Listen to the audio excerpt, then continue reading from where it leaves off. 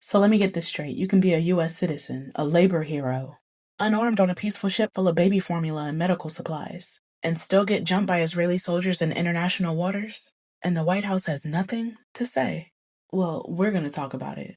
So let's start with the facts. Chris Smalls, the same guy who took on Amazon and won, he was just assaulted by the Israeli military. He joined the Gaza Freedom Flotilla, a peaceful aid mission carrying food, insulin, diapers, water filters because Gaza is starving. Not figuratively, literally. Babies are dying from malnutrition. Cancer patients are dying without chemo.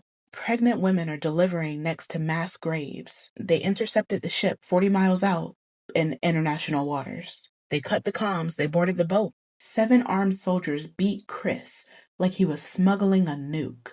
They dragged him across the deck, choked him, kicked him. They left him bruised and bleeding for bringing baby formula. And where's the outrage? Y'all had politicians dancing around in keffiyehs a few months ago, posting flags saying ceasefire now. But let a black man show up for real, with his feet on the ground and his name on a boat. And suddenly the silence is louder than the bombs. Because solidarity only matters to these people when it's aesthetic, when it's hashtags and vibes, not when it's a Freedom Ride 2.0, not when it's a black organizer getting jumped in broad daylight by a military that we bankroll. Now let's talk about why Chris was even there. Because as of July 2025, Gaza is unrecognizable. 40,000 Palestinians dead. 70% of them are women and children. Hospitals gone, schools gone, clean water is just non-existent. Journalists and aid workers being killed like targets in a video game.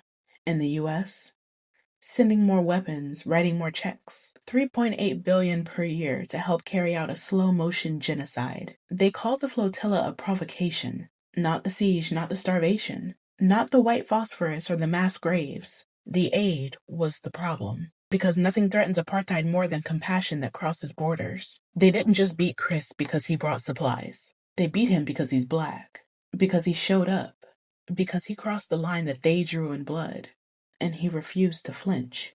They treat the people of Gaza the same way that this country treats black labor, black rebellion, black defiance. Like it's a threat to be eliminated. So say what happened and say it loud. Chris Smalls got jumped by the IDF for trying to feed starving children. And if your justice stops at the border, then it was never justice at all.